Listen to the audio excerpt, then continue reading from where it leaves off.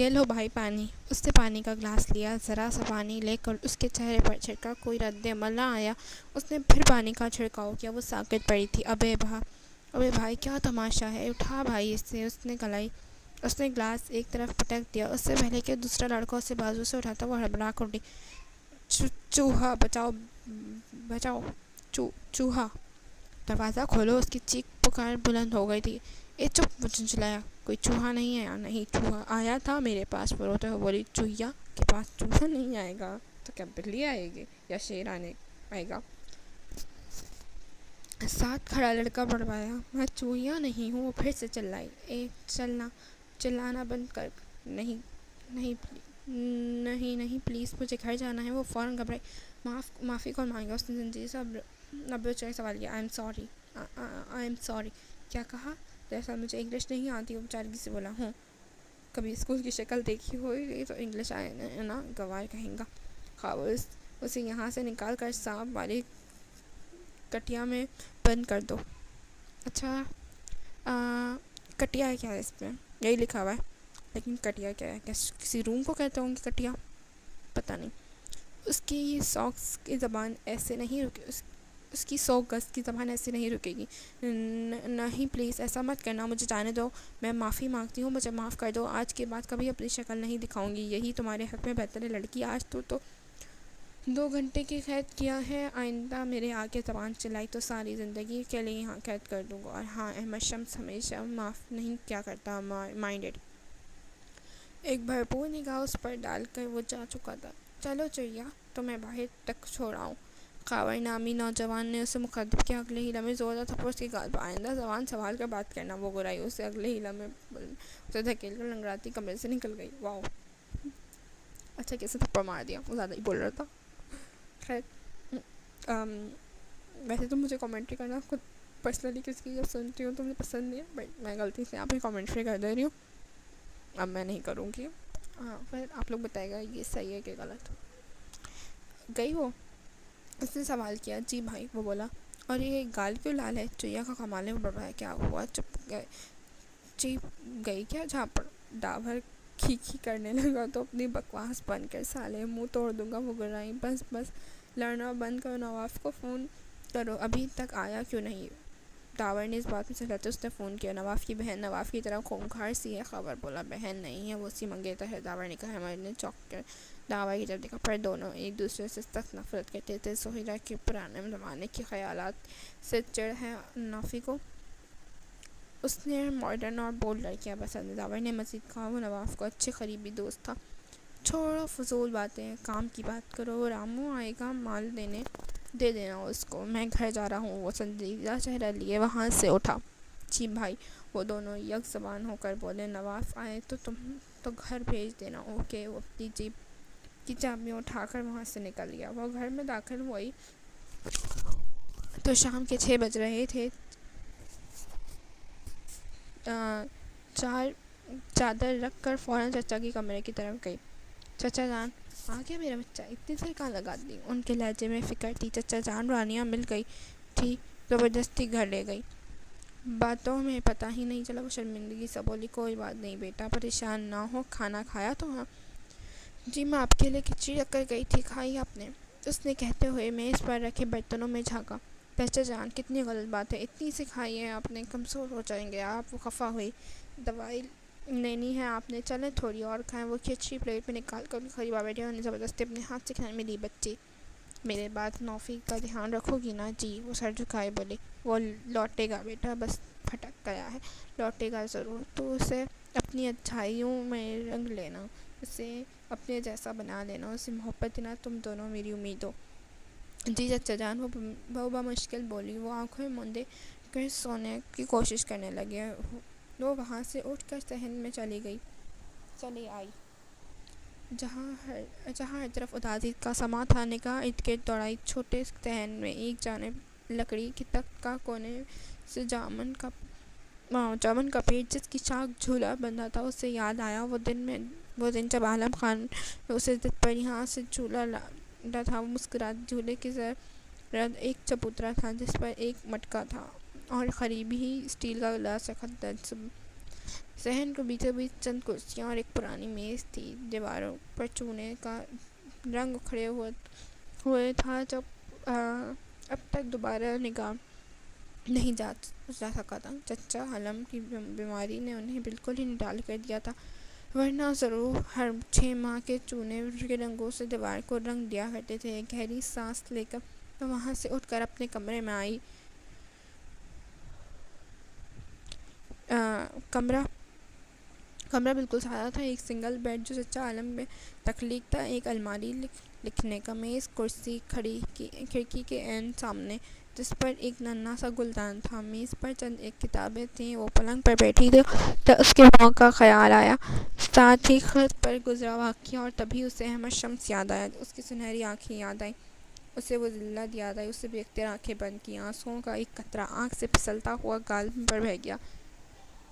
احمد شمس سے نفرت ہے مجھے تم سے سخت نفرت. کوئی تمہیں میری نگاہوں کے سامنے ٹکڑے ٹکڑے کر دے تو مجھے رتی بھر افسوس نہ ہو. زہرا نفرت سے بڑبڑائی. اتنی نفرت. اب وہ ہیرو نکلا تو اس کی اتنی نفرت. پھر ساتھ اسٹوری سے سٹارٹ ہیڈ بیس ہی ہوتا ہے یہاں پہ. تو سر جھکائے لیفٹ میں داخل ہوا. چہرے پر سنجیدگی. اچانک سے اس کی نگاہ نواب پر پڑی. تم یہاں کیا کر رہے ہو؟ اسے دیکھ کر اسے شام کا واقعہ یاد آیا. نہ چاہتے ہوئے بھی مسکرا دیا. مسکرانا لمحاتی تھی. روحان کو ہیئر ڈریسر کے پاس لے گیا تھا. بھابھی نے بلوایا تھا. اس نے سر جھکا کر کہا، اچھا ختنہ گھر پہ تھی؟ تب نے بیوی کے متعلق سوال کیا. جی بھائی، اس نے جواب دیا. اوکے، وہ کہہ کر آگے بڑھ گیا. نواف لفٹ میں داخل ہوا. لفٹ بند ہو گئی. وہ گھر میں داخل ہوا جب روحان بھاگتا ہوا آیا اور اس کی ٹانگوں سے لپٹ گیا. ڈیڈی، یس ڈیڈی پرنس، ڈیڈیز پرنس. اس نے روحان کی گود میں لے کر چوما. آ گئے تم؟ نہیں، ابھی آ رہا ہوں. اس نے مسکرا کر اپنی بیوی کو دیکھا. تم اور تمہارے ٹھنڈے لطیفے. وہ بیزار سے کہہ کر اس کی طرف آئی اور روحان کو اس کی گود سے جا کر چینج کرو، ہمیں پارٹی کے لیے آلریڈی لیٹ ہو رہا ہے. کون سی پارٹی؟ وہ بیزاری سے پوچھنے لگا. مسز کامل کی نے انوائٹ کیا تھا، بھول گئے؟ میرا جانا ضروری نہیں. تم عورتوں کی محفلوں میں میرا کیا کام؟ وہ باسکٹ اتار کر صوفے پر پھینکتا اندر کی جانب رہا. ایکسکیوز می احمد، ہم پارٹی میں جا رہے ہیں اور تم بھی. جلدی چینج کرو. وہ تحکم سے بولی. میں تھکا ہوا ہوں Fatima, please let me sleep now. No way, میں اکیلی نہیں جاؤں گی. ہم دونوں جا رہے ہیں. نہیں، میں روحان کے ساتھ گھر پر رہوں گا. جاؤ تم. I said no, Ahmad, you have to come with me. اب کہ وہ غصیلے لہجے میں چلائی. Don't shout, stupid woman, and I am not going anywhere. وہ سر میری سے کہہ کر واش روم میں داخل ہوا. ٹھیک ہے، مت چلو تم، میں رائم کو ساتھ لے جا رہی ہوں. وہ بآواز چلائی. Mummy, what happened؟ روحان کی آواز آیا. کمرے میں آیا. جا کر اپنے جاہل باپ سے پوچھو. وہ سلک کر کہتی اپنا سر پرس اٹھا کر وہاں سے نکل گئی. روحان آنکھوں میں موٹے آنسو لے وہیں کھڑا تھا. اس کے گھر کے روز کا معمول تھا. واش روم سے نکل کر وہ روتے ہوئے روحان کی گود میں لے کر چوما. کیوں رو رہا ہے میرا بچہ؟ ممی بالکل اچھی نہیں ہوں. وہ سر کو بولا. ایسے نہیں کہتے بیٹا، ممی اچھی ہیں. نہیں اچھی. وہ لہجے میں بولا. اچھا چھوڑے ممی کو، ہم بعد میں اچھا بنا دیں گے. ابھی ہم ویڈیو گیم کھیلتے ہیں. کیا خیال ہے ہیرو کا؟ اوکے، بٹ پہلے پزا آرڈر کریں گے، مجھے بھوک لگی ہے. اوہ میرے بیبی نے کب سے کھانا نہیں کھایا. نواف انکل آئے تھے، ان کے ساتھ گیا تھا میں. انہوں نے آئس کریم کھلائی، برگر بھی، اور پتہ ہے میں ایک ٹائگر بھی لایا ہوں. وہ پرجوش سا کہہ رہا تھا. اتنا کچھ کھایا ہے پھر بھی تمی ایمٹی کیسے ہو گیا؟ احمد نے اس کی ناک دبائی. ارے ڈیڈی، وہ تو آفٹر نون میں کھایا تھا نا. پر نواف انکل تو ابھی چھوڑ کے گئے ہیں نا آپ کو، پھر آفٹر نون میں کیسے؟ نہیں، میں تو کب کا واپس آ گیا تھا. نواف انکل ممی کو لے گئے تھے، پھر میں نے تو انا بوا کے ساتھ تھا. وہ بولا. احمد بری طرح چونکا. سرخ انا بوا چلا گیا. وہ چلایا. جی صاحب. نواف کا اگلے لمحے دیر عمر خاتون حاضر تھی. نواف کا بیٹا دوپہر میں آیا تھا. پہلے بابا کو لے کر گیا، پھر بیوی کو پارلر گئی تھی، ان کو پارلر لے کر گیا تھا. پہلے روحان کو چھوڑا، پھر خاتونہ اس کے ساتھ مارکیٹ گئی. جی صاحب. پارلر گئی. جی صاحب. ٹھیک ہے، جائیں آپ. وہ لمحے وہ لہجے کو بمشکل نارمل کیا. اس کا دماغ پھٹ رہا تھا. روحان ویڈیو گیم میں مگن تھا. احمد گہری سوچ میں گم تھا. نقطے میں سوچے جا رہا تھا. داور اسے شام کی داستان سنا رہا تھا. وہ لب بھیجتا سن رہا تھا. غصے سے اس کا خون کھولا.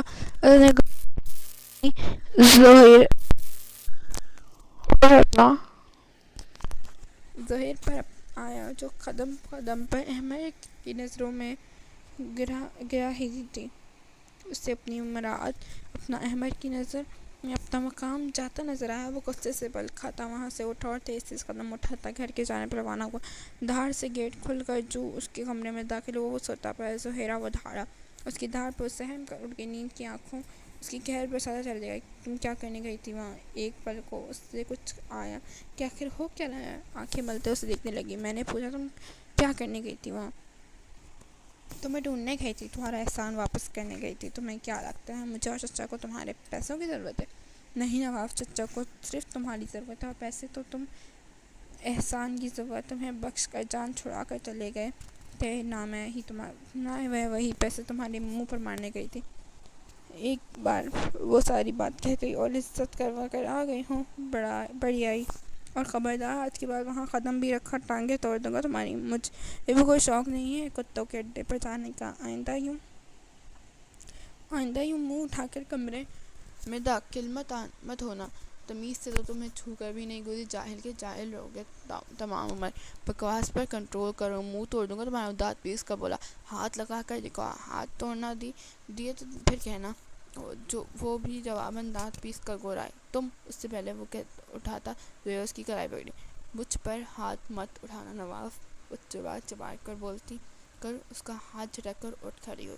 نواف خیر نگاہوں اسے گھورتا کمرے میں نکل گیا. اس سے نکلتے ہی اس کے گیٹ زوردار آواز میں بند کیا. کمرے میں باہر کھڑا نواف سر جھٹک کر اپنے کمرے کی جانب چل دیا. آ گئی تم؟ اسے اندر داخل ہوتا دیکھ وہ سر مہری میں سے کہا. نہیں ابھی آ رہی ہوں. وہ تنزیہ لہجے میں بولی. کس کے ساتھ تھی؟ رائم کے ساتھ. کیوں؟ میری مرضی. تم کیوں میرا پوچھ رہے ہو؟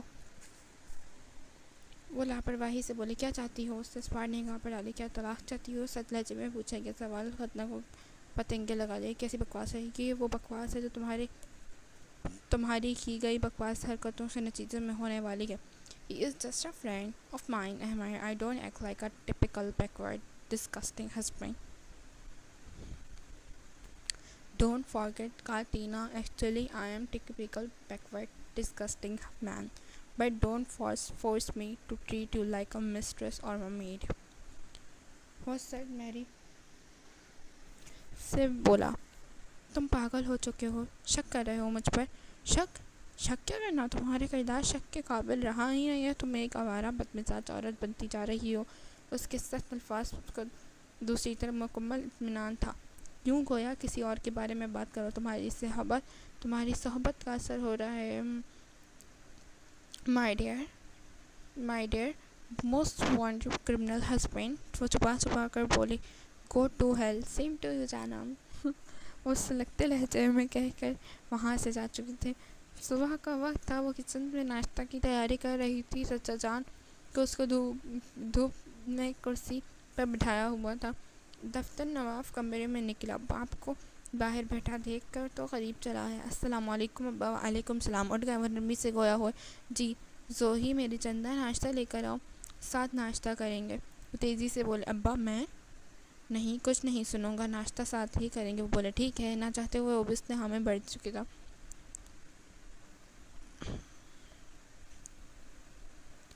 تمہاری صحبت کا اثر ہے ہو رہا ہے. My dear husband most wanted criminal husband. وہ چھپا کو بولی. Go to hell. Same to you جانم. وہ سلگتے لہجے میں کہہ کر وہاں سے جا چکا تھا. صبح کا وقت تھا. کچن میں ناشتے کی تیاری ہو رہی تھی. چچا جان کو اس نے دھوپ میں کرسی میں بٹھایا تھا. دفتر نواف کمرے میں نکلا اور وہ باہر بیٹھا تھا تو قریب چلا آیا. السلام علیکم ابا. وعلیکم السلام. اٹھ گئے وہ نرمی سے گویا ہوا. جی زوہی میری چندہ ناشتہ لے کر آؤ. ساتھ ناشتہ کریں گے. وہ تیزی سے بولا. ابا میں نہیں کچھ نہیں سنوں گا. ناشتہ کریں گے. وہ ٹھیک ہے. نہ چاہتے ہوئے وہ اس نے حامی بھرنی پڑی. ناشتہ تیار ہے چچان. دیکھیں آپ کی پسند کا سب ہے. وہ کہتے ہی صحن میں چلی گئی. میز پر ناشتہ سجاتے ہوئے نواف کو نظر انداز کرتی ہے۔ دوسری طرف نواف کا بھی یہی انداز، جیسے کہ دونوں کو ایک دوسرے کی موجود سے بالکل لالم۔ یہ ہاتھ پہ کیا ہوا گڑیا؟ اچانک ان کی نظر ہاتھ پہ پڑی کہ نواف اس نے نگاہ اس کے ہاتھ پر ڈالی، کلائی پر نیل پڑے ہوئے اس کے بہتر بازو چادر میں چھپایا۔ اوپر سے احمد شمس کی یاد آیا جس درندوں جیسی پکڑ نے سفید و نازک کلائی کو یوں حال کر ڈالا تھا۔ کچھ نہیں چچا جان، ہلکی سی چوٹ لگی تھی، آپ ناشتہ کریں، ٹھنڈا ہو رہا ہے، اور لاپرواہی سے بولے۔ بالکل دھیان نہیں رکھتی، سارا دن میری فکر، گھر کا کام، پڑھائی، سب کچھ دیکھتی ہو، وہ نواف کی طرف دیکھ کر بولے۔ نواف نے نظر اٹھا کر اسے سامنے دیکھا، وہ سر سے جھکائے بیٹھی تھی۔ تم گھر پر بھی دھیان دیا کرو، آج ہو کل نہیں ہوگا، یا پھر تمہاری ذمہ داری ہوگی۔ چچا جان پلیز ایسی بات نہ کریں، وہ فوراً پریشان ہوئی۔ نواف تو ان کا پہلی بات بھر سن بیٹھا رہ گیا، وہ کیسے بھول گیا یہ بات؟ نگاہ زہرہ کے چہرے پر تھی، اور دماغ وہ نہ جانے کہاں تھا۔ وہ اپنے مخصوص ہال میں نیم دراز سگار پی رہا تھا، قریب ہی نواف بیٹھا نوٹوں کی گڈیوں کو گن رہا تھا۔ روحان کتنے بجے لے کے گئے تھے؟ 2 بجے۔ تو شام کو 8 بجے فلیٹ کے باہر کیا کر رہے تھے؟ سچ لہجے میں نواف کے اندر تک اترتا ہوا محسوس۔ بھابھی نے روکا تھا، انہیں پارلر جانا تھا، اس نے جواب دیا، آئندہ تم نہیں جاؤ گے میرے گھر، خطرت بھرپور لہجے میں کہہ کر اس نے سگار پھینک دیا۔ جی بہتر بھائی، وہ آہستگی سے بولا۔ ڈائن کا کیا بنا؟ آپ نے نظر رکھنے کا کہا، کل رات بھابھی کے ساتھ تھا وہ، کامل لغاری کی فارم پر پارٹی میں۔ بے وفا ہے میری بیوی، مسکرایا، پر تپش مسکراہٹ تھی، ٹوٹی بکھری۔ پر تو مخلص ہے نا میرے ساتھ؟ اب کی نظر اٹھا کر اس سے دیکھا۔ بھائی آپ کے میرے ساتھ نسلیں قربان ہو جائے، میں بھلا آپ کا دھکا کیوں کروں گا؟ نواف بلبلا ہی اٹھا تھا۔ اس سے مجھے یہ اکتاہٹ ہوتی ہے، پر میرے پیسے سے پیار کرتی ہے، ہا ہا ہا۔ اس لیے طلاق نہیں لیتی۔ ساری عورتیں ایسی ہی ہوتی ہیں سالیاں۔ میری ماں نے پیسے کے خاطر میرے باپ کو چھوڑ دیا، اور میری بیوی وہ زخمی شیر کے معنی لگتا تھا، اس کو میں نے سب دیا، دولت، عزت، پیار، پھر بھی سالی دھوکہ دے رہی ہے، کہتی ہے جسٹ فرینڈ۔ سب ایک جیسی ہوتی ہیں، بے وفا، دھوکے باز۔ وہ اپنے دل کی بڑاس نکالتا رہا، نواف اس کی ہمدردی محسوس ہوئی، وہ کچھ نہ کہہ پایا، وقت اسے دیکھتا رہا۔ وہ شخص بہت عجیب تھا۔ رات کا آخری پہر تھا، وہ گہری نیند میں تھی جب اسے کسی کے کڑھانے کی آواز آئی۔ مسلسل آتی آواز نے اس کی نیند میں خلل ڈالا۔ وہ اٹھ کر بیٹھ چند لمحے دماغی سمجھنے کی کوشش کرتی رہی، جو یوں دماغ بیدار ہو جائے۔ وہ جھٹکے سے اٹھ کر چچا جان کی طرف کمرے میں بھاگی۔ چچا جان کیا ہوا؟ کیوں رو رہی ہیں چچا جان؟ آپ ٹھیک ہیں؟ وہ بدہواسی سے ان کے چہرے دھلتے ہوئے بولی۔ بیٹا میں ٹھیک، نواف کو لاؤ، وقت نہیں ہے۔ وہ لرزتے لبوں کو بمشکل بولا۔ کیسی باتیں کر رہے ہیں؟ پلیز ایسا مت بولیں، ابھی ڈاکٹر کو لاتی ہوں۔ وہ رو پڑی۔ نہیں نواف، جلدی لاؤ، بولے اور اسے دروازے کی طرف دھکیلا۔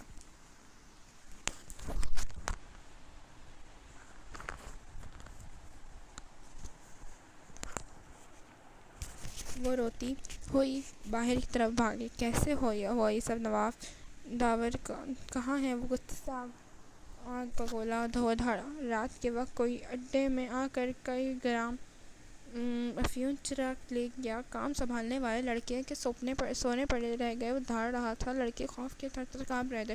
کوئی یہیں کا ہی ہے، اور جو ہے کم نسل غدار کی اولاد، اسے میں ڈھونڈ لوں گا، وہ اپنا انجام خود سوچ لے۔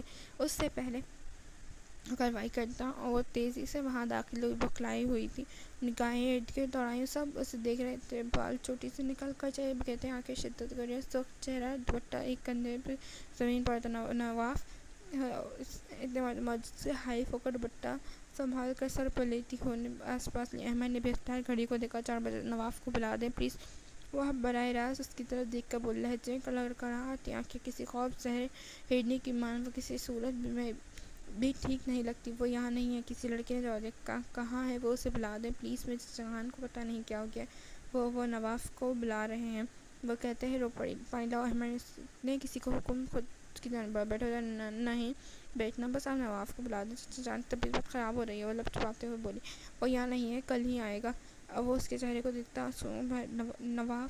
نواف نہیں ہے، وہ غیر دماغی سے اس کا نام دہرانے لگی۔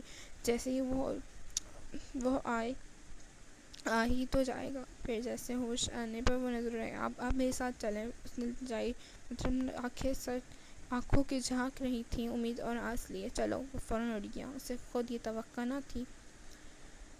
وہ نکلا اس کے پیچھے، وہ بھی چل پڑی۔ اس نے جیپ سٹارٹ کی، وہ جھجکتے ہوئے جیپ میں بیٹھ گئی۔ آنسو مسلسل بہہ رہے تھے۔ رونا بند کرو، اس نے اپنے تاثر لہجے میں حکم دیا۔ وہ ڈسٹرب ہو رہا تھا۔ اسے اپنے آس پاس کسی کے بھی آنسو اچھے نہیں لگتے تھے۔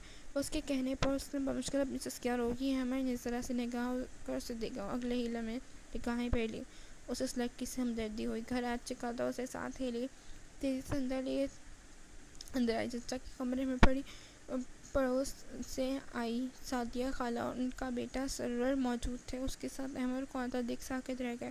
سلام بھائی۔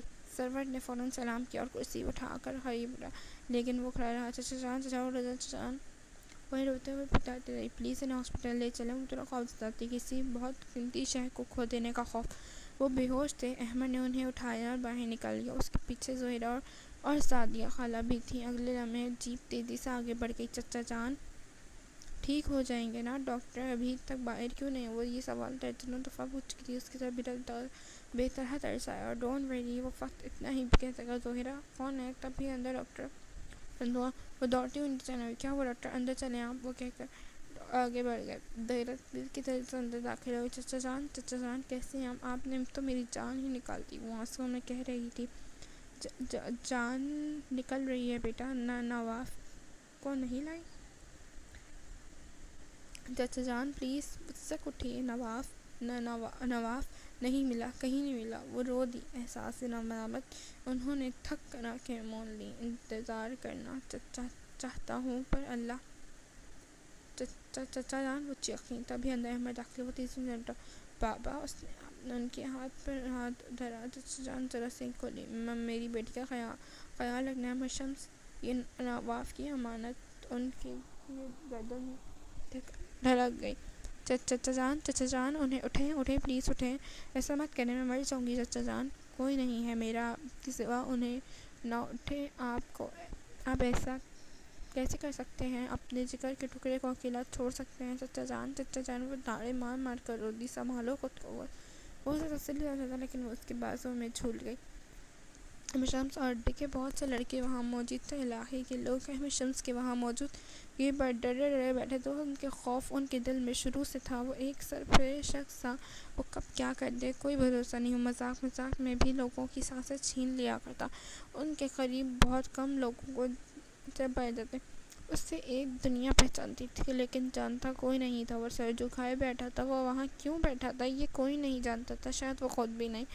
کیوں آئے ہو؟ اب دفعہ ہو جاؤ، یہاں سے چھین لیا تم نے مجھ سے میرا سب کچھ۔ تم ظالم ہو، قاتل ہو، میرے چچا جان کے قاتل ہو، دفعہ ہو جاؤ۔ وہ بری طرح روتی ہوئی سے جھنجھوڑتی۔ نواف سر جھکائے کھڑا تھا۔ احمد شمس باہر بیٹھا اس کی تذکیہ بآسانی سن سکتا تھا۔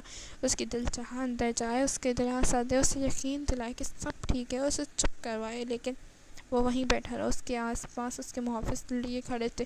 قبرستان جائیں گے؟ بھائی دیور پوچھا۔ آپ کو جانا ٹھیک نہیں، سارے علاقوں میں یہ خبر پھیل چکی ہے کہ نافی کے باپ کے جنازے پر آپ آئے۔ دشمنوں کو بھروسہ نہیں۔ خاور نے کہا، کیا وہ واقعی ہی نواف کے باپ کے جنازے پر آیا تھا؟ یہ امانت نواف کی، خیال میں رکھو، وہ عجیب انداز میں بڑبڑایا۔ وہ لوگ ناسمجھی سے اس کی طرف دیکھنے لگے۔ واہ، تو تم گھر آ ہی گئی۔ احمد کوئی جواب دیے بغیر اپنی جگر اتار کر صفے میں رکھی۔ کیا میں پوچھ سکتی ہوں ساری رات سارے دن کہاں رہے؟ وہ چبا کر بولی۔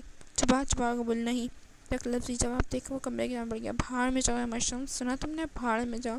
وہ اپنی توہین پر تپ کر چلائی تھی۔ اس کی آواز سن کر وہ واپس آیا، خیر آلود نگاہیں اس کی جانب دیکھنے لگا۔ اب آواز نہ آئے ورنہ زبان کاٹ دوں گا تیری۔ اپنے بیٹے کی خاطر برداشت کر رہا ہوں، میری خاموشی کا فائدہ مت اٹھاؤ، زندہ گاڑ دوں گا، اگلے 100 سال تک لاش بھی نہیں ملے گی۔ وہ گرایا۔ خاتمہ ساکت ہوئی، آنکھیں حیرت سے پھٹ کر رہ گئی۔ اس کا یہ لہجہ، وہ انداز اس کے لیے بالکل اجنبی تھا۔ وہ جتنا کٹور سہی مگر اس کا طرح کبھی بات نہیں کرتا تھا۔ سخت سے سخت بات دھیمے لہجے میں کہتا، یہ تم کس لہجے میں بات کر رہے ہو؟ اس لہجے میں جس کی تم لائق ہو۔ شاید میری سے کر وہ اندر جا چکا تھا۔ حیرت زدہ چہرہ لیے وہیں کھڑی تھی۔ وہ سر جھکائے بیٹھی تھی۔ قریب محلے کی دوسری خواتین موجود تھیں۔ کل رات کو زلیخا کی تھی، آج شائستہ رک جائے۔ مجھے تو رات ماہین کے پاس رکنا ہوتا ہے، شوہر کو باہر ہے، کب کس وقت ڈاکٹر کی ضرورت پڑ جائے بہن۔ میں تو چاہ رہی ہوں آج ملتان، میرا رکنا مشکل ہے، سمیرہ رک جائے گی۔ میں ضرور رک جاتی شائستہ، پر محمود تو تو جانتی ہے خود گردوں کا مریض ہے، اسے کہاں میں چھوڑ سکتی ہوں۔ وہ عورت بولی اس کی کوئی ضرورت نہیں ہے، نواف ہے، آپ لوگ فکر نہ کریں۔ وہ اس طریقے سے بولی ارے نواف آئے تو ذرا بات کرتی ہوں، میں ہفتہ گزر گیا سادگی سے نکاح کر لیں، اب مجبوری ہے تو کیا کر سکتے ہیں۔ سعدیہ خالہ بولی۔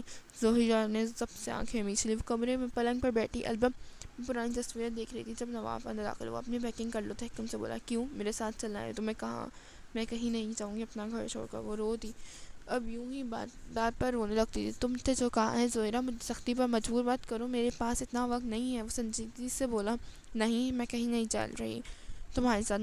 وہ نفی میں سر ہلاتے ہوئے ضدی لہجے میں بولی تم مر جاؤ تو تم کہاں جا رہے ہو مجھے چھوڑ کر؟ وہ فوراً پلنگ سے اتر کر اس کا ہاتھ پکڑ کے اس کے چاند سے روکا۔ وہ خوف زدہ تھی، نواف اس کا چہرہ دیکھ کے رونے سے باعث سرخ ہو چکا تھا، گندمی رنگت، بڑی بڑی سی آنکھیں، چھوٹی سی ناک اور نازک ہونٹ، معصوم چہرہ۔ وہ اس وقت سفید عام کرتے میں ملبوس تھی۔ وہ بہت زیادہ حسین نہیں تھی مگر پرکشش تھی، سادہ تھی، بہت عام سی تھی۔ وہ اس کے 5 سال چھوٹی تھی، سمجھ بوجھ اور شعور سے دور۔ ظہیرہ کہیں سے بھی نواف کی آئیڈیل نہیں تھی، اسے پڑھی لکھی، بولڈ، ہم عمر اور ماڈرن لڑکی چاہیے تھی جسے معروف اس کی پسند، اور بہت جلد وہ معروف سے شادی ارادہ رکھتا تھا۔ لیکن ظہیرہ وہ ایک جتنا جاتا کاٹنا تھا جو ابا جاتے جاتے اس کے دل میں گھوپ کر رہ گئے تھے۔ میں یہاں ہر وقت تمہاری چوکیداری نہیں کر سکتا، مجھے 100 کام ہے، میرے ساتھ چلو، وہاں نورا بھی ہیں، تمہیں ڈر نہیں لگے گا؟ وہ بھی تو گھر ہی ہے، اور اس میں مرغی کے ڈبے میں 1000 گنا شاندار۔ بس خبردار، جو میرے گھر کو مرغی کا ڈبہ کہا، میری چچا جان کا خون پسینے کی کمائی ہے، اس گھر کو بنایا، اور جاؤ تم جہاں جانا ہے، مت کرو میری چوکیداری، رہ لوں گی میں اکیلی، میں لیٹ ہو رہا ہوں۔ ظہیرہ چلو۔ نہیں، وہ نفی میں سر ہلا کے بولتا ٹھیک ہے، اس نے گہرا سانس لیا، بھاڑ میں جاؤ، وہ چیخ کر بولا، دروازے کو لات مارتا نکلتا ہی چلا گیا۔ احمد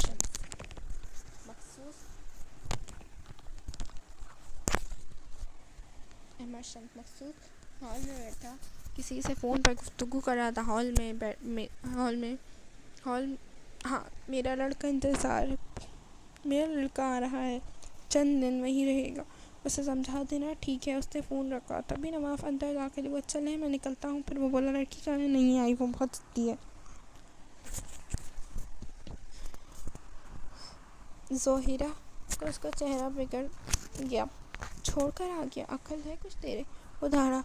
بہائی مان ہی نہیں رہی، اندھیرے سے ڈرتی ہے، آج اکیلے رہے گی تو عقل ٹھکانے آ جائے گی، خاور کو بھیج دوں گا کل، وہ لے آئے گی پھر۔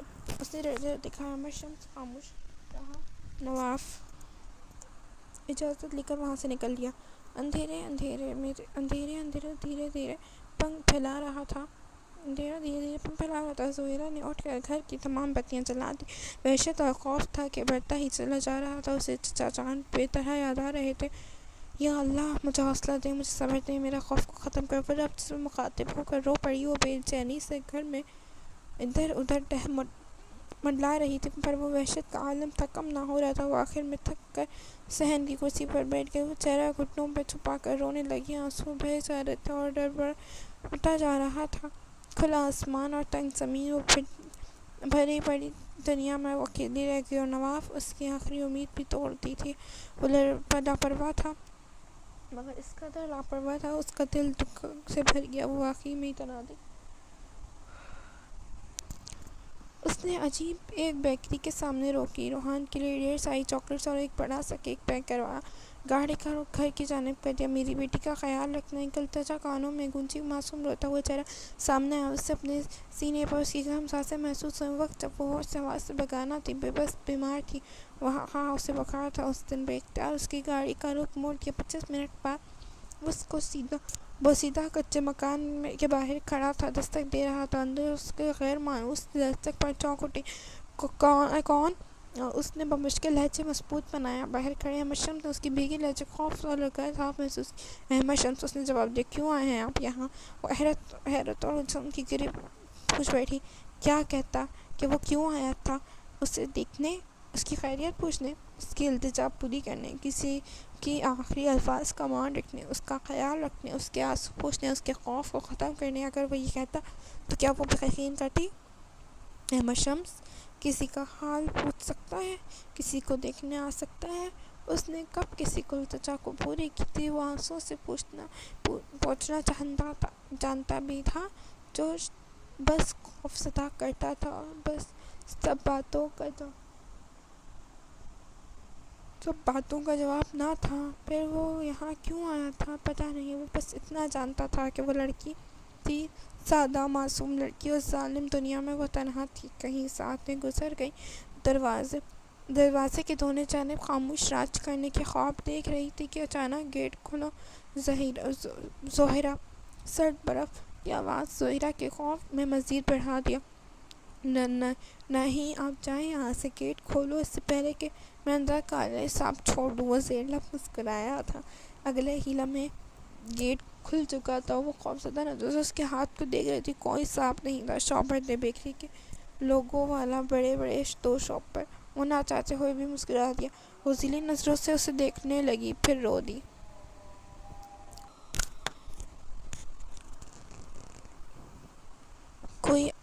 کیوں آئے ہیں آپ؟ رونا بند کرو. کیوں آئے ہیں آپ؟ تمہارے لیے چاکلیٹس ہیں اور کچھ چیزیں.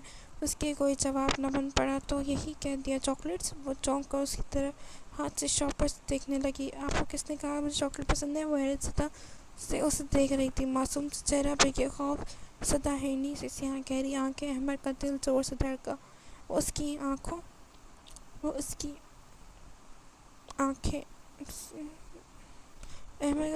آنکھوں میں دیکھتا رہ گیا. پھر سے بولا، بتائیں. اس کی آواز پہنچا گا. بس ایسے ہی چل گیا پتا.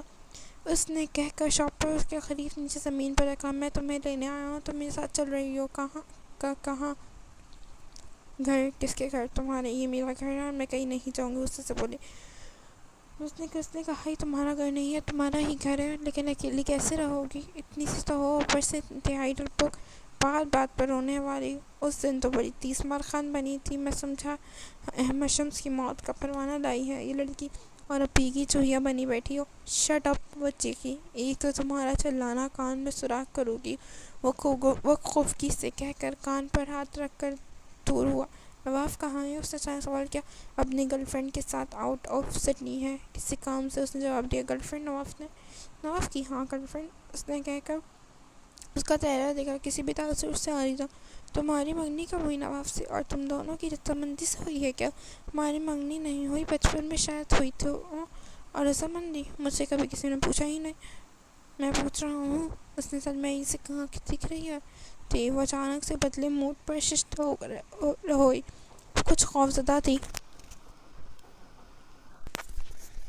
میں آپ کو کیوں بتاؤں کہ مجھے نواب پسند ہے یا نہیں؟ وہ تڑک کر بولی. وہ وہاں سے اٹھنے لگی. احمد شمس کے وجود میں غصے کی تیز لہر اٹھی. احمد نے اس کا ہاتھ پکڑا اور اسے دوبارہ بٹھایا. تم جانتی ہو نا میں کون ہوں؟ یا میں بتاؤں؟ احمد شمس خان 11 دفعہ جیل شدہ، سینکڑوں کو معذور کرنے والا، کراچی میں سب سے بڑا منشیات کا اڈا میرا ہے. میں انتہائی ظالم ہوں. کب کیا کر دوں بھروسہ نہیں. اس کا بہتر ہوگا مس زہرہ مجھے غصہ نہ دلائیں. وہ چپا کر سج مہری سے بول کر اس کا ہاتھ دبا کر چل دیا. اور آئندہ جو پوچھوں اچھے بچوں کی طرح تمیز سے جواب دینا. اسے گاڑی میں جا کر پٹختے کے انداز میں بٹھایا اور خود آ کر گھر کو تالا لگانے لگا. وہ لب بھیجے سامنے دیکھتے ہوئے گاڑی چلا رہا تھا. زہرہ خوفزدہ سی سن بیٹھی. کبھی اس کو پتھر ریلا چہرہ دیکھتی تو کبھی نگاہیں شیشے کے پار جما دیتی. سنیے. کچھ دیر بعد مشکل آواز نکلی. کیا ہے؟ اس نے جھڑکتے لہجے میں پوچھا. کچھ نہیں. وہ بس میری چاکلیٹس اور کیک گھر میں رہ گئے تھے. غور سے بولی. احمد شمس اس کی حیرت زدہ تھا. پھر بے اختیار مسکرا دیا. اس شخص کا مزاج پل بھر میں کیا بدلتا تھا وہ سوچ رہی تھی. عجیب مستانی لڑکی ہے. وہ دل ہی دل میں بڑبڑایا. وہ چھوٹا سا مگر بے حد شاندار گھر احمد شمس کے اڈے کے برابر میں ہی تھا. اڈے کے اوپر منزل پر بنا دروازہ اس گھر کے اوپر منزل پر کھلتا تھا. یوں گھر اڈا حصہ نہ ہو.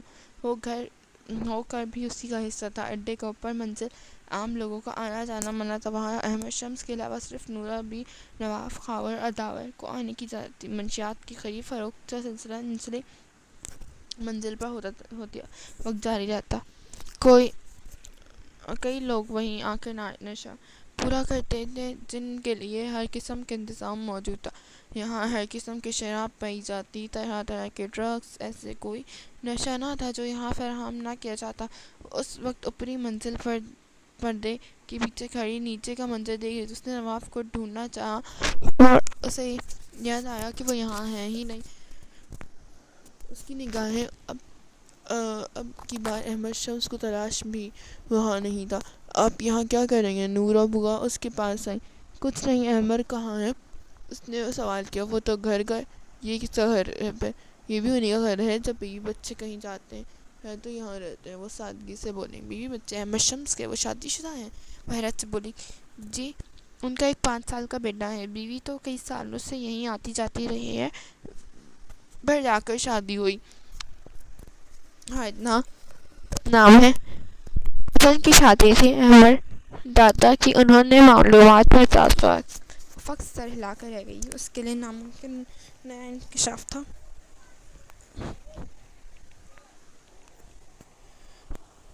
وہ کمرے میں داخل ہوا تو فاطمہ پلنگ پر نیم دراز تھی۔ کیا بات ہے؟ آج کل بڑے فریش موڈ میں ہو، اسمائلی فیس لی ہوئے واپس لوٹنے لگے ہو۔ کہیں شادی تو نہیں کر لی دوسری؟ فاطمہ اس کی چامٹی کا کیا بہت سمجھدار ہو گئی ہو، میرے ساتھ رہ کر بھی کون سا ہے وہ؟ اس کے بھی جواب طنز ہی دیا۔ کس سے کر لی شادی؟ اڈے پر آنے والی نشی عورت سے یا اڈے پر آنے والی کسی کوٹھے کی عورت سے؟ وہ استہزا انداز میں پوچھنے لگی۔ غلطیاں نہیں دہراتا، میں ایک نشی عورت سے شادی کر لی، اچھا خاصا بھگت رہا ہوں۔ اس نے زہریلی مسکراہٹ لبوں پر سجا کر اندر تک سلگا دیا۔ Excuse me, but was just an adventure. It was just an adventure. میں کوئی نشے کی عادی نہیں تھی، مائنڈ اٹ۔ تم وہ وقت کیوں بھول گئے جب میرے پیچھے پاگل ہوئے پڑے تھے؟ ہاں، پاگل کتے نے کاٹ لیا تھا مجھے، وہ ہنسا۔ خاتون غصے سے بل کھا کر رہ گئی۔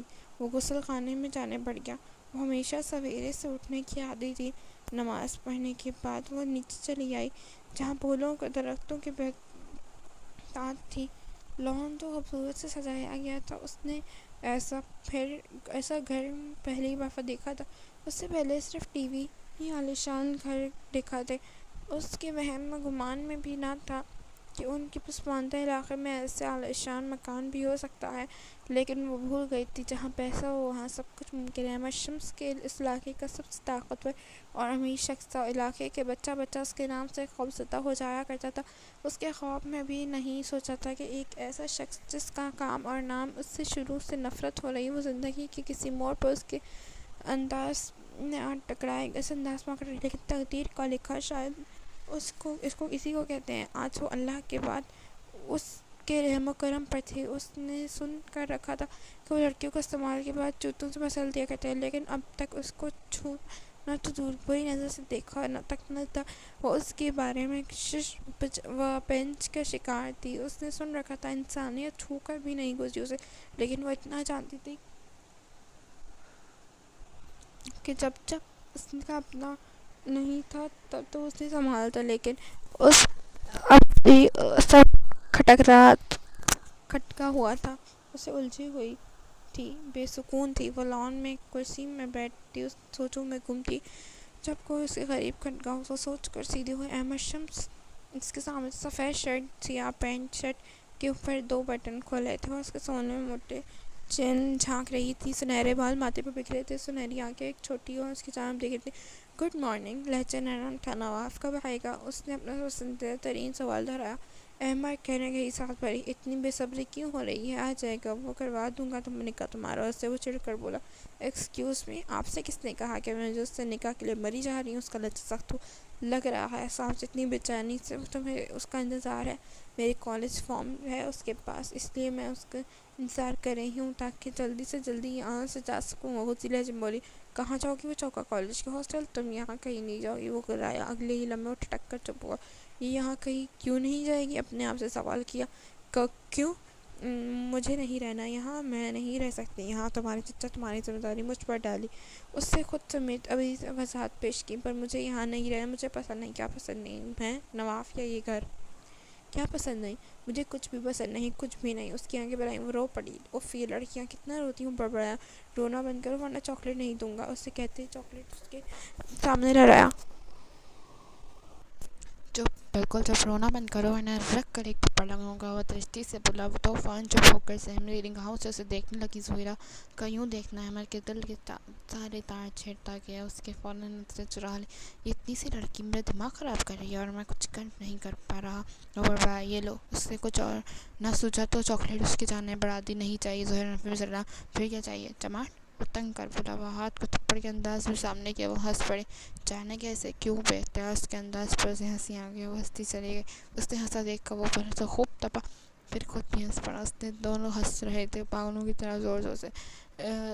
ذرا دور کھڑی نور بی بی حیرت سے یہ منظر دیکھ رہی تھی۔ کافی دیر ہنسنے کے بعد وہ دونوں ہنسی کو اچانک بریک لگا۔ وہ دونوں شرمندہ نگاہوں سے ایک دوسرے کو دیکھ کر رہے۔ خود تو پاگل ہو، مجھے بھی پاگل کرو گے، چھٹ درک کر بڑبڑایا۔ وہاں سے چلا گیا۔ یہ مجھے کیا ہوا ہے؟ میں اس کے ساتھ کھڑی چڑیلوں کی طرح کیوں ہنس رہی تھی؟ اس نے خود کو پھپٹا اور سر جھٹک کر خود بھی وہاں اندر سے جانب نکل گئی۔ حیدرآباد سے اسے کچھ دوست آئے تھے جن کے لیے کسی 5 اسٹار ہوٹل میں دوپہر کے لیے شاندار طعام کھانا کا انتظام کیا گیا تھا۔ نورہ بی بی کھانا پیش کرنے اندر آئیں اور وہ بے اختیار پوچھ بیٹھا، بی بی نے کھانا کھایا؟ جی نہیں صاحب، ابھی وہ نماز پڑھ رہی ہیں۔ انہوں نے دل ہی دل میں حیران ہوتے ہوئے جواب دیا۔ احمد شمس اپنی جگہ پر بیٹھا خود بھی حیران تھا۔ آخر وہ کیوں اتنا سوچ رہا ہے اس لڑکی کو؟ دوست باتوں سے مصروف تھے جب وہ وہاں سے اٹھ کر باہر آیا اور باہر کی جانب چل دیا۔ کچھ دیر بعد وہ دوسرے حصے میں موجود تھا۔ وہ سامنے کی جانب ہال کی کلاس وال پر نماز پڑھتی نظر آئی۔ وہ چند قدم چل کر آگے بڑھ آیا اور اس کا چہرہ دیکھ سکا تھا۔ آنکھیں بند تھیں، چہرے پر پچھلی پہلی معصومیت پاکیزہ سی کشش عمر کو محسوس ہوا، جیسے اس کی روح تک شانت ہو گئی۔ اسے احساس انوکھا تھا۔ اینجل، وہ بڑبڑایا، ہلکا سا مسکرا کر واپس پلٹنے لگا۔ سامنے سے نورہ بی بی آتی دکھائی دی۔ نماز پڑھ لے تو کھانا دے دیجیے گا، حکم دے کر وہ جا چکا تھا۔ نورہ بی بی پھر حیرت زدہ رہ گئی۔ ارے، اچانک اٹھ کر کہاں چلا گیا تھا؟ شانت نامی دوست نے پوچھا۔ بھابی یہیں ہے کیا؟ ملکن نے سوال کیا۔ نہیں، وہ یہاں نہیں ہے۔ پھر کس کا پوچھ رہا تھا؟ کہیں نیا مال تو نہیں لایا؟ میں شانت خباثت سے ہنسا۔ یہ تو غلط بات ہے، ایسے کب سے آئے ہوئے ہیں؟ بتایا ہی نہیں، اصل ہوگا۔ بکواس بند کر سالے، وہ درستی سے بولا۔ وہ دونوں چپ کر رہ گئے۔ کیا ہوا بھائی اتنا غصہ؟ کوئی اور بات کر، اس نے موجود بگڑ چکا تھا۔ شان اور ملک الجھن آمیز نگاہوں سے اسے دیکھ رہے تھے۔ اس نے ظہیرہ کو یہاں یوں ذکر پر بے حد برا لگا تو جانے کیوں؟ عشق کی مٹی ہی چکنی نکلی، شوق سے میں نے نہیں پھسلا سائی۔ گھر جانے کا وقت ہوا چلا تھا لیکن اس کا دل نہیں چاہ رہا تھا وہ یہاں سے اٹھ کر کہیں جائے۔ عجیب سی کیفیت کا شکار تھا۔ کچھ سمجھنے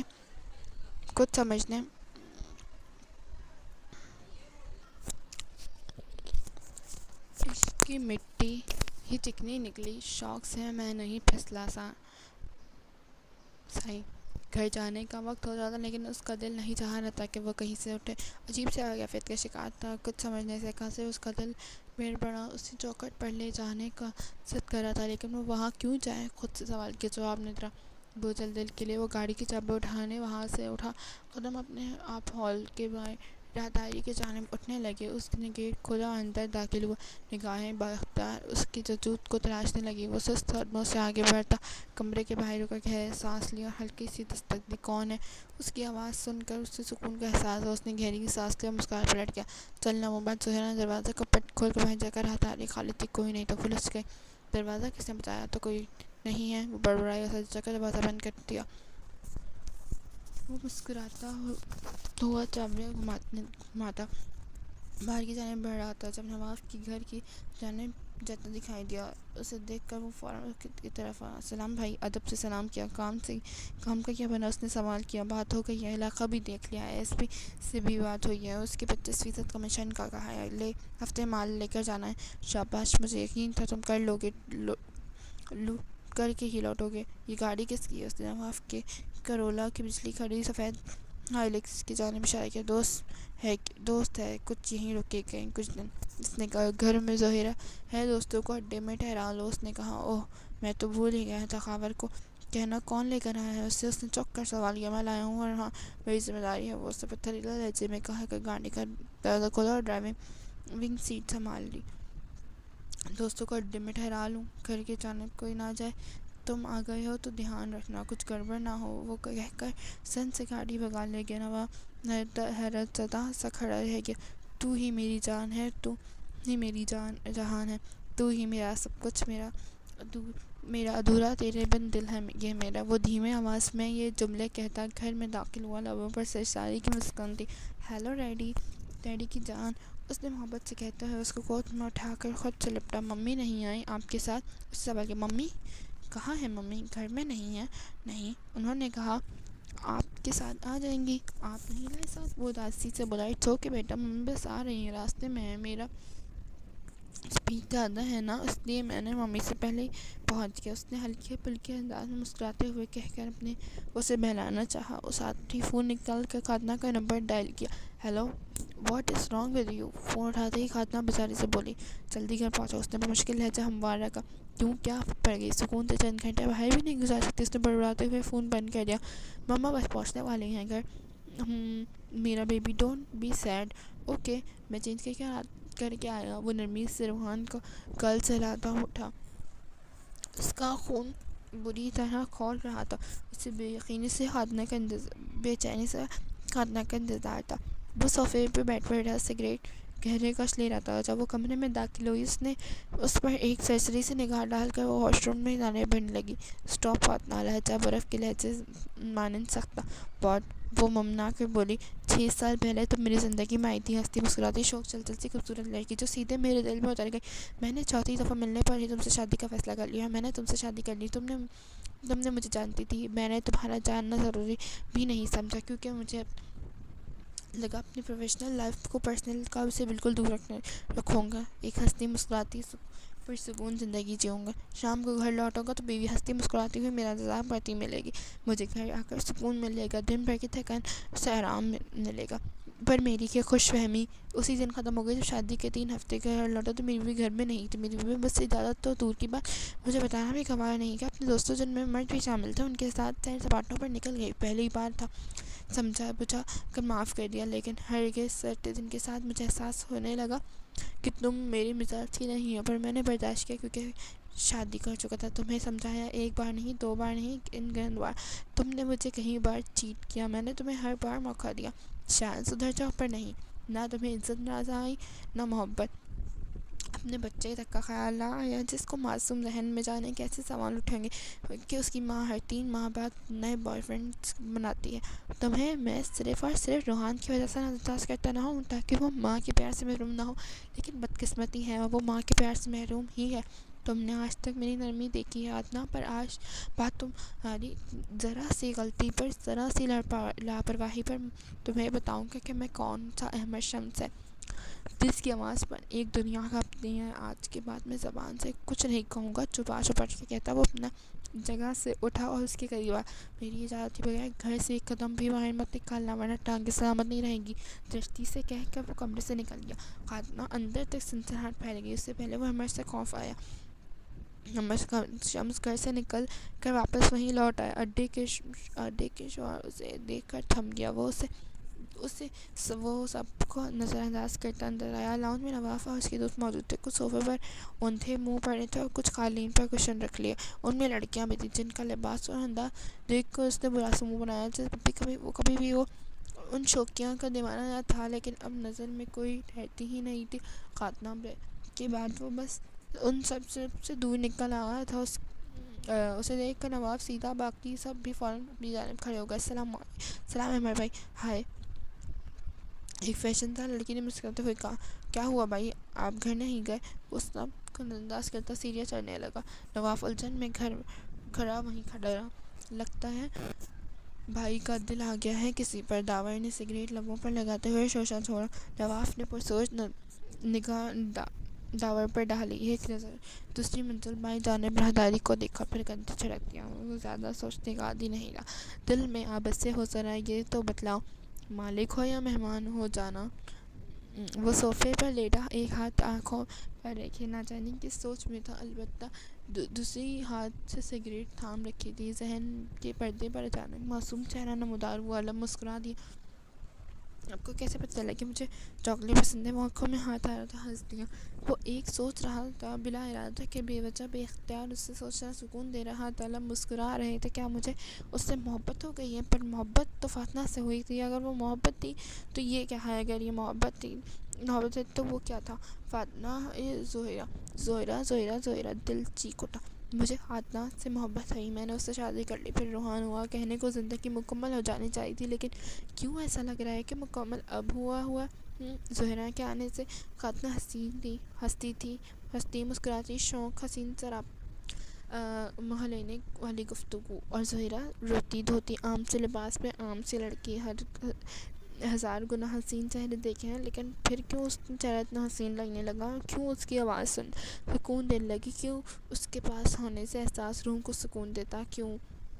آپ بتاؤ چچا جان۔ دل کی دو چیخ پر ٹرپ کر سیدھا ہوا، ترٹی کی تیزی سے اٹھ کر باہر کی جانب دوڑ، رخ باہر کی راہداری میں۔ زہرہ کیا ہوا؟ وہ چیخا، اسی کمرے میں بھاگا، اس کے پیچھے نواف اور داور بھی چیخ رہے۔ وہ لوگوں کی بھی سن لی۔ وہ جیسے ہی کمرے میں داخل ہوا، وہ روتی ہوئی اس کی جانب بڑھی۔ چوہا! وہ اتنے لوگوں کو دیکھ کر سمجھی سے بولے۔ ہمارے سر پکڑ لیا۔ نواف تب بھی نگاہوں سے اسے دھونے لگا۔ مجھے لگا ڈائنوسار گھس گیا ہے۔ خاموش نے مسکراہٹ چھپاتے ہوئے کہا۔ اس نے شرمندگی کے مارے گردن مزید جھکا لی۔ اتنا چلانے کی کیا ضرورت تھی؟ ایک چوہا ہی تو ہے جو تمہیں نگل نہیں سکتا، نواف نے غصے سے کہا اور جانے کو مڑا۔ اب ویسے بھی معصوم چوہے کو ہارٹ فیل ہو چکا تھا۔ اتنی خطرناک چیخ سے خاور نے مسکرا کر کہتا پلٹا، لڑکیوں کو اتنا کمزور نہیں ہونا چاہیے۔ یہ دنیا، اس کے بسنے والا مخلوق جسے ہم لوگ انسان کہتے ہیں، ان کے چوہوں کو ٹھکرنے سے زیادہ خطرناک ہے۔ ان کے مقابلے بھی کرنا ہے، ان کی بات چیخوں روکی تو دنیا تمہیں ڈھونڈ دے گی۔ لڑکی بہادر منہمر کو دیکھتے کہہ رہا تھا، سو جاؤ، کھڑکی بند کر لو، یہیں سے آ گیا ہوں گا شاید۔ نورا بی بی سے کہہ دینا کل اسپرے کر دیں گی۔ وہ کہہ کر جا چکا تو زہرہ کی نگاہیں دروازے پر جمی تھی، وہاں جہاں اسے ابھی نواف باہر گیا تھا۔ اس کے دل جہاں پھوٹ پھوٹ کر رو دے۔ نواف کا رویہ اتنا احتقار آمیز تھا، کیا بگاڑا میں نے اس کا؟ وہ دل ہی دل میں سوچ کر رہ گئی۔ احمد شمس کی ساری رات اڈے پر موجود تھی۔ صبح ہوتے ہی نکل کر گھر گیا اور فریش ہو کر واپس اڈے پر چلا آیا۔ وہ اندر آیا تو نواف اسے لاؤنج میں بیٹھا گیا۔ میری بات سنو۔ اوپر آ کر وہ اسے سنجیدگی سے حکم دیتا اپنی مخصوص بیٹھک پہ جانے بڑھنے لگا۔ نواف فوراً اٹھ کر اس کے پیچھے لپکا۔ اسے احمد کا مزاج برہم لگا تھا، خوف فہم اس کی ذہن کو لپیٹ میں لیا تھا۔ بیٹھ جاؤ، احمد نے حکم دیا۔ نواف مغضوب سا ہوا، اس کے سامنے جا کر بےزبان ہوا۔ زہرہ کے حوالے سے بات کرنی ہے مجھے۔ اول تو یہ کہ اپنا رویہ درست کرو، اس کے ساتھ چھوٹی ہے، وہ نادان ہے، اور یہ کہ بڑا غم سے گزری ہے، تمہیں اس کے ساتھ نرمی سے پیش آنا چاہیے۔ کسی کالج فارم کا کہہ رہی تھی تمہارے پاس ہے؟ اس نے کہہ کر سرسری انداز میں رفع کیا۔ جی میرے پاس تھا، پر مجھے یاد نہیں رکھا، نواف نے کہا۔ یاد نہیں ہے؟ دیکھو، ڈھونڈو، نہ ملے تو نیا فارم لے آؤ۔ پڑھائی میں مگن ہوگی تو دھیان رکھو اس کا، اس نے تحکم سے کہا۔ ٹھیک ہے بھائی۔ نواف دل ہی دل میں اس کے حکم سے نالا ہوا اور اسے نزدیک تعلیم کے حق میں نہ تھا، لیکن احمد کے اختلاف نہیں کر سکتا تھا۔ یہ ایک تلخ حقیقت تھی۔ تمہارے ابا نے اپنے آخری وقت میں اس سے میرا حوالے کیا تھا کہ یہ کہہ کر کہ میں اس کا خیال رکھوں، اور یہ بھی کہ وہ تمہاری امانت ہے۔ اس نے دل میں پتھر رکھ کر اپنی بات مکمل کی۔ ذہن زلزلوں و خزت میں تھا، دل بوجھل، سانس معتدل، پر چہرہ کسی بے احساس سے عاری۔ وہ اپنی اداکاری پر حیران تھا۔ میں اس رشتے کو نہیں مانتا، اس کا جواب فوراً آیا تھا۔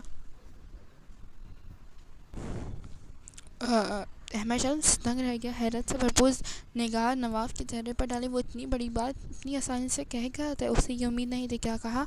اس نے دوبارہ تائید کی۔ وہ بھائی دراصل وہ مجھ سے بہت چھوٹی ہے، مجھے مزاج کی بھی نہیں ہے۔ میں نے ابا سے کئی دفعہ کہہ چکا ہوں، مجھے زہیرہ سے شادی نہیں کر سکتا۔ وہ اب کی بات جھجک کر بولا، جانے کیوں سے احمد شمس کے تاثرات وہ اندر غیر متوقع لگے۔ معروف تمہارے مزاج کی ہے؟ اس نے سوال داغا۔ نواف خاموش رہا۔ احمد شمس اب بھی حیرت سے اسی کو تک رہا۔ کس قدر کا ستم ظریفی ہے قدرت کی! نواف خوش بخت ہو کر بھی کتنا بد قسمت ہے کہ کوئی اور اسے کوئی کوہنور بھی پہچان نہیں کر پا رہا۔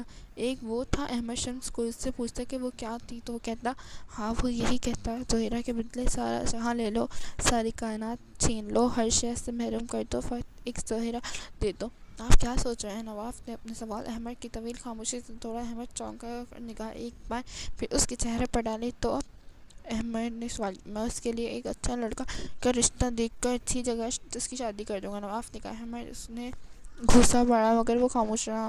صحیح، فی الحال اسے پڑھنے دو، تم اپنا کام دھیان دو، کام میں اس قسم کی کوتاہی نہ ہو، وہ بجھل لہجے میں بولا اور اسے جانے کا اشارہ کرتے ہوئے صوفے کی پشت ٹیک لگا لی۔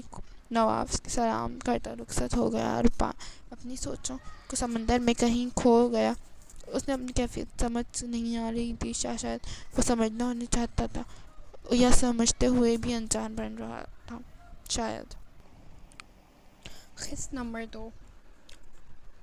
وہ پلنگ پر ٹانگیں سیدھے کیے بیٹھی الجھی سوچوں کے گرد اب میں بری طرح پھنسی۔ وہ وقت ایک ہی بات کو سوچے جا رہی تھی، کیا ہوگا اس کی زندگی میں، اس کی زندگی کا سفر اس کی منزل پر لے جانا چاہتا ہے۔ اللہ نے اس کے لیے کیا چاہتا ہے؟ نواف کا رویہ تو چیخ چیخ کر اسے نواف کی زندگی میں اپنی اہمیت بتا رہا تھا۔ کیا وہ چچا جان کے سے کیا وعدہ وفا کر پائے گی؟ کیا نواف ہے اس کی قسمت ہے؟ کیا وہ اسے اپنی زندگی میں کوئی مقام دے گا؟ کیا وہ اس کے ساتھ اپنی زندگی سکھ میں بسر کر پائے گی؟ سوال ان گنت، جواب کوئی نہیں۔ جو اللہ کو منظور یہ وہ جملہ تھا جو اس سے ہر الجھن کا جواب تھا۔ وہ خود اللہ کے آسرے پر چھوڑ بیٹھی تھی۔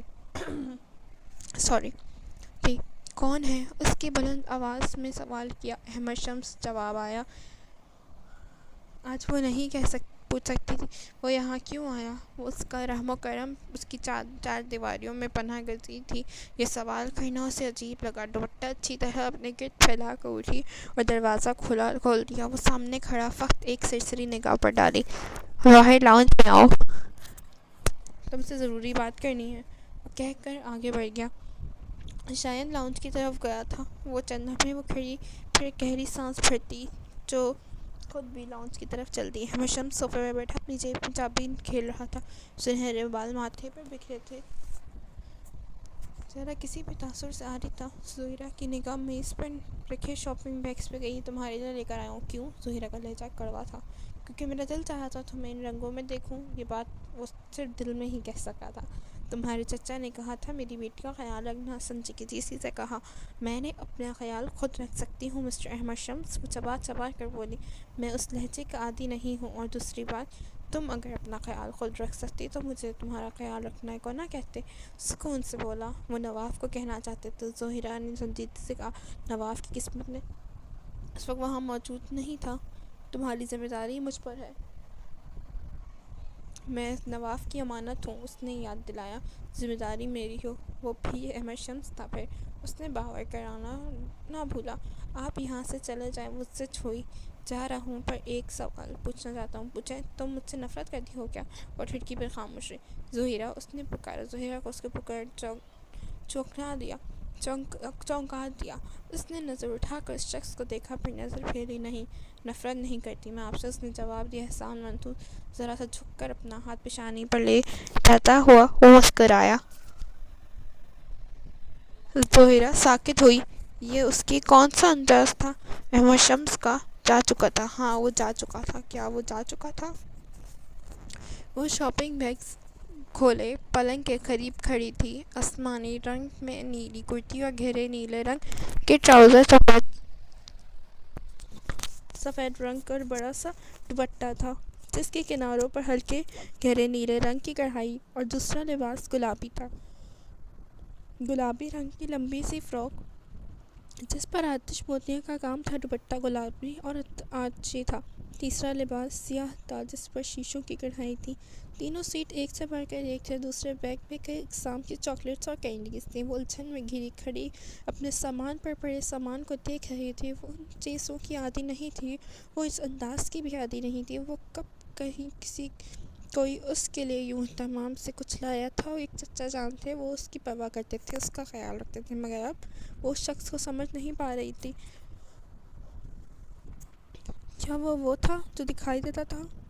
یہ وہ تھا جو دکھائی نہیں دیتا تھا؟ وہ الجھن کا شکار تھی، الجھن کا شدید الجھن کا شکار تھی۔ محبت چاندنی راتوں میں کوئی بانسری لے کر، محبت شبنمی احساس میں لپٹی ہوئی خوشبو۔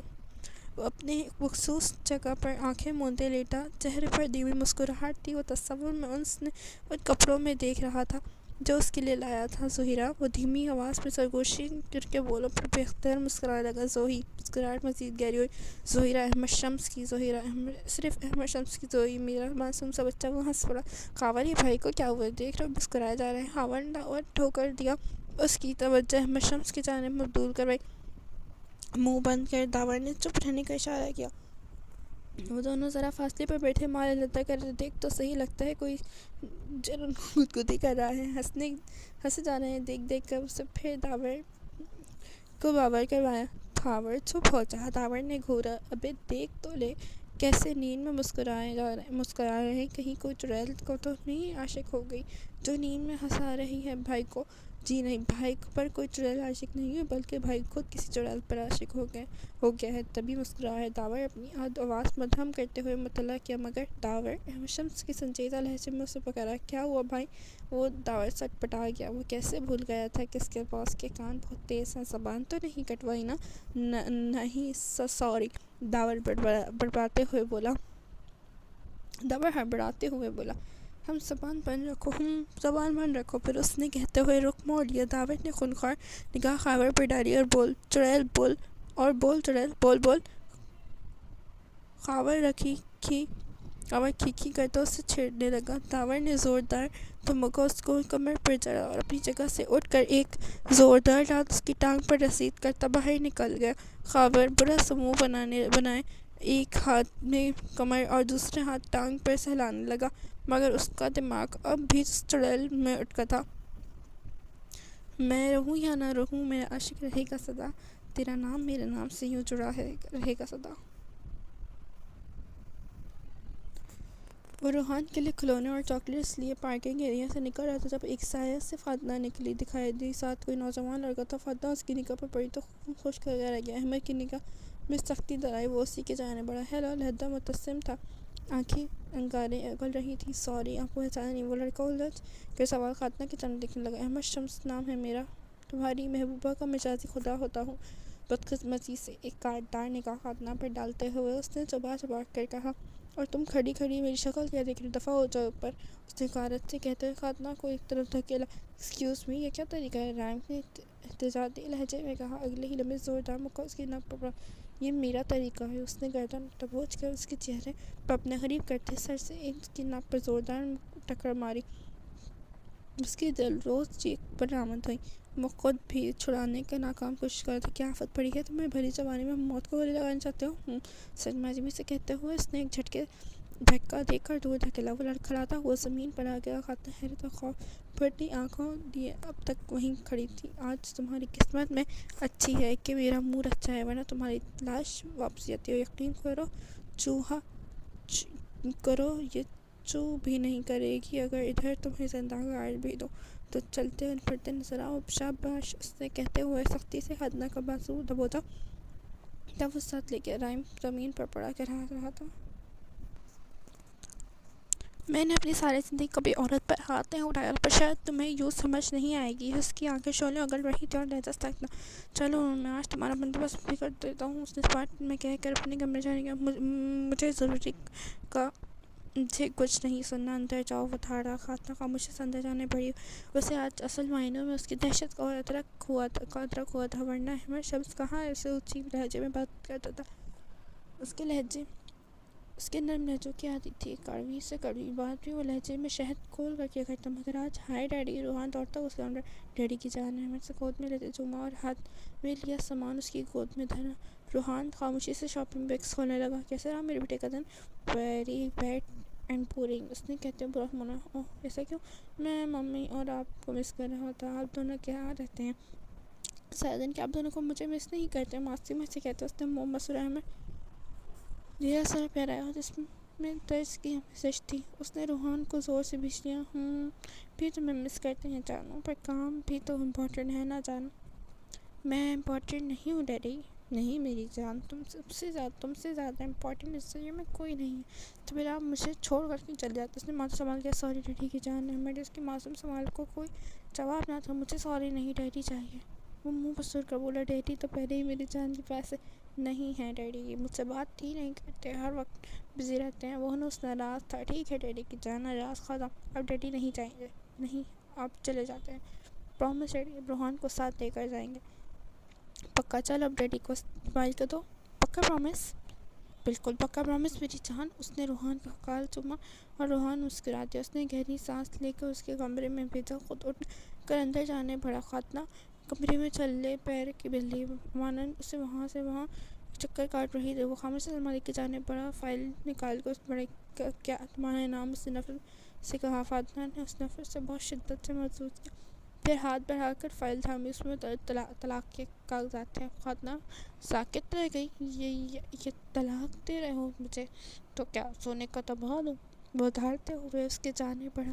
وہ تیزی سے پیچھے سرکی۔ مجھ پر ہاتھ اٹھانے کی غلطی مت کرنا۔ اس سے پہلے وہ جملہ مکمل کرتی احمد اس کو بازو سے بول چاہتا، میرے پاس اپنا فضول وقت نہیں ہے کہ تم پر برباد کر دو، اس پر بس دستخط کرو، میری جان چھوڑو۔ اس نے اپنے ان کی جانب دھکیلا جہاں طلاق کے کاغذات رکھے تھے۔ مجھے ایک موقع تو دو، مجھے کچھ بولنے تو دو۔ کیا بولنا ہے بولو۔ میں کہاں جاؤں گی احمد؟ تم سے شادی کرتے وقت میرے پیرنٹس مجھ سے تعلق ختم کر دیا تھا، تو تم جانتے ہو وہ خود سے تمہارا تعلق ہی کتنی اور بکواس بند کرو۔ شادی سے پہلے تھا جو تھا، تم سے شادی کے بعد میں نے کسی عورت کی طرف آنکھ اٹھا کر بھی نہیں دیکھا۔ وہ جو بات چھپا کر بولا ہوں اور خود سے آدھی عمر کی بچی پیچھے مجنون بنے پھر رہے ہو، وہ کیا ہے؟ عرافہ جو تمہیں انگلیوں پر نچا رہی ہے، گھر میں مہرانی بنی بیٹھی، چٹاک زوردار چماٹ کمرے میں گونجی، خاتنہ لڑکھڑا کر دور جا گری۔ یہ تھپڑ کافی ہے بتانے کے لیے کہ تمہارا منہ ذکر مجھے پسند نہیں ہے، اور آئندہ اس کا نام اپنی گندی زبان سے مت لینا۔ اسے میری بولا، کیوں نہ لوں؟ بولو کیا؟ وہ بازاری چٹاک۔ اور دوسرا تھپڑ پہلے تھپڑ سے زیادہ زوردار تھا۔ اس کے خلاف ایک لفظ نہیں، بالکل پاک ہے، اور پاک ہے، اور معصوم لڑکی ہے، اس کے بارے میں ایک لفظ بھی نہیں سنوں گا۔ اتنی ہے اور پاک ہے تو تمہارے پاس کیوں ہے؟ کیا وہ نہیں جانتی تم کیا ہو، کون ہو، کیسے ہو؟ اور اگر واقعی اتنی ہی حیا ہے اور معصوم ہے مسٹر احمد شمس، ذرا سوچو، کیا تم اس کے لائق ہو؟ کیا نام ہے اس کا؟ ہاں زہرہ ہے نا؟ خاتنہ کی زبان سے اس کا نام سن کے حیران کر گیا، مگر وہ کہہ رہی تھی، سوال یہ ہے مسٹر احمد شمس کہ کیا تم جیسے شخص زہرہ جیسی لڑکی کے لائق ہے؟ تم اس کے لائق نہیں ہو، بالکل بھی نہیں۔ سنا تم نے؟ اوپر رکھ کر حلق بولے احمد، اس کے چلانے پر چونکا، جیسے اسے دنیا لوٹا ہو۔ احمد شمس اگر زہرہ جیسی لڑکی کے لائق نہیں تو سنو خاتنہ، کم از کم تم جیسی لڑکی لائق بھی نہیں ہے۔ تم عیاش مکار بے وفا بدکردار عورت ہو، بالکل تمہاری ماں جیسی۔ خاتنہ زہریلی مسکراہٹ لبوں میں سجا کر چپا کے وہ اسٹائل دلا رہی تھی، مگر وہ بالکل، اور جیسے میری ماں کی جگہ میری زندگی میں نہیں تھی، بالکل ویسے ہی تمہاری بھی نہیں ہے۔ احمد شمس تمہیں طلاق دیتا ہے کیونکہ تم نے اس کی امانت میں خیانت کی۔ احمد نہیں، وہ چلائی۔ احمد شمس تمہیں طلاق دیتا ہے کیونکہ تم نے اس کی محبت میں خیانت کی۔ پلیز احمد، نہیں، مجھے ایک اور موقع دو۔ احمد شمس اپنے پورے ہوش و حواس میں تمہیں طلاق دے کر تم سے اپنا ہر رشتہ ختم کرتا ہے کیونکہ تم اس کے دل سے اتر چکی ہو۔ احمد شمس تمہیں طلاق دیتا ہے، طلاق دیتا ہے، طلاق دیتا ہے۔ قصہ تمام ہو چکا، اب اپنی شکل گم کرو۔ وہ دھاڑا۔ خاتنہ لبوں پر ہاتھ رکھے صدمے میں گری، پلنگ پر گرنے کے انداز میں بیٹھ گئی۔ احمد کمرے سے نکل جا چکا تھا اور وہ بے وقوف عورت خود پر عظیم ظلم کر چکی تھی۔ وہ کمرے سے نکلا تو روحان ذرا فاصلے پر کھڑا سر جھکائے رو رہا تھا۔ انا بوا نے اسے دیکھ کر اپنی گردن جھکا لی۔ اس نے روحان کو دیکھا، اس کا دل کٹ سا گیا۔ دکھ، درد، اذیت کیا تھا جو اس معصوم بچے کے لیے محسوس نہ؟ وہ جانتا تھا ماں کے بنا اولاد کیسے جیتی، مگر خاتنہ جیسی ماں کے ساتھ اولاد کیسے جیتی ہے یہ بھی وہ جانتا تھا۔ اسی لیے وہ لگا وہ چھوٹا بچہ روحان نہیں، احمد ہے، بے بس، لاچار، اپنے سب سے قیمتی رشتے کے لیے آنسو بہاتا۔ اس سے پہلے پھر اس بار اس پر غلبہ پاتے اس نے خود کو کہتے ہی سنا، آپ یہیں رہو گی بوا، میرا اور روحان کا سامان پیک کرنے خاور آئے گا، اسے دے دیجیے گا۔ اس نے حکم دیا اور روحان کو گود میں اٹھا کر باہر نکل گیا۔ ڈیڈی، ممی، روحان ڈرتے کہا۔ وہ جواب دیے بغیر تیزی سے اتر یہاں سے دور جا رہا تھا، بہت دور۔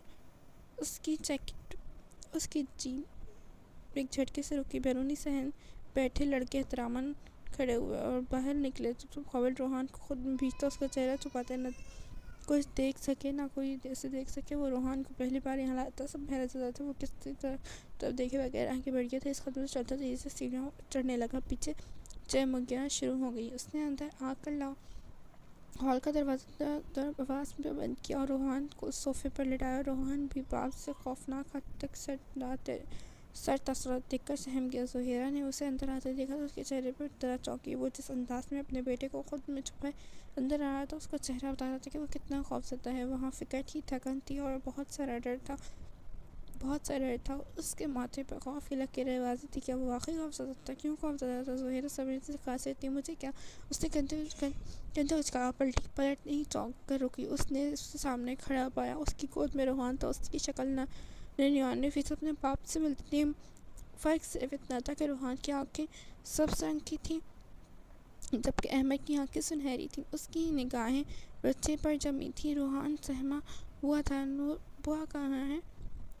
اور وہ اپنے گھر گئی ہیں۔ اپنی بیٹی، ان کی بیٹی بیمار ہے، بولی اور خاموشی سے بولنے لگی۔ کیا کام تھا آپ کو؟ ان سے پوچھنے اور نہیں سکا۔ مجھے باہر جانا ہے، روحان کو نہیں لے کے جا سکتا۔ مجھے دے دو، میں سنبھال لوں گی۔ اس نے تم لہجے میں کہا۔ اس کے بعد پیغمبر نے حیرت سے دیکھا، اسے دیکھا۔ وہ حیران تو ہونا بنتا تھا، پھر کچھ سوچا کہ احمد اسے گود میں اتار دیا، پر وہ زہرا کے قریب نہیں گیا تو احمد کی ٹانگ پکڑے کھڑا تھا۔ ادھر آئیے روحان، اس نے نرم لہجے میں اسے پاس بلایا۔ مسکراتے ہوئے اس کے دونوں گالوں سے گہرے ڈمپل پڑے۔ احمد نے نظریں چرا لی۔ نو، مجھے ڈیڈی کے ساتھ جانا ہے۔ اس نے نفی میں سلایا۔ ٹھیک ہے، مت آئے، میں خود ہی ساری چاکلیٹس کھا لوں گی اور اکیلے ہی ڈوریمون کے ساتھ کھیلوں گی، اس نے کہا گندوچ کر۔ احمد نے آنکھیں سے کر کے اس کو پچکارا انداز دیکھا۔ ایسے کہتا ہو اسے بالکل کوئی چھوٹی بچی لگی تھی۔ ڈوریمون آپ کا فرینڈ ہے کیا وہ؟ روحان نے اشتیاق سے پوچھا۔ بالکل میرا بیسٹ فرینڈ ہے، اگر آپ چاہتے ہیں تو میں آپ کو فرینڈشپ کروا سکتی ہوں، پر اٹس اوکے۔ آپ کو تو ڈیڈی کے ساتھ جانا ہے نا؟ مجھے نہیں، مجھے ڈوریمون سے ملنا ہے۔ وہ اس سے فوراً پاس آیا۔ تو پھر چلیں۔ ویسے بھی میرے پاس بیمبو کاپٹر ہوتا تو ہم فلائی کر کے چلے جاتے۔ وہ کہتے ہوئے روحان کو ہاتھ سے پکڑتے اپنے کمرے کی جانب بڑھنے لگی۔ احمد وہیں کھڑا ان کو جاتے دیکھتا رہا۔ مجھے کچھ نہیں سننا، اپنی سڑی شکل لے کر دفعہ ہو جاؤ۔ گھنگھرالے بالوں والی ایک گھوڑی سی لڑکی چہرے پر غصے کی لالیں تھی۔ پلیز ماری، میری بات سنو۔ نواف دھیمے لہجے میں اسے شانت کرنے کی ناکام کوشش کرتا۔ نہیں سر، نامہ رک دھاڑی۔ اچھا نا، ریلیکس، اب غصہ چھوڑو۔ دیکھو میں تمہارے لیے کیا لایا ہوں۔ مبارک بولی۔ پہلے اسمائل تو دو، پیاری سی مسکرایا۔ یہ لو۔ وہ زبردستی مسکرایا۔ ایسے نہیں، دماغ خراب مت کرو، جاؤ، نہیں چاہیے کچھ بھی۔ وہ پھر بڑھ گئی۔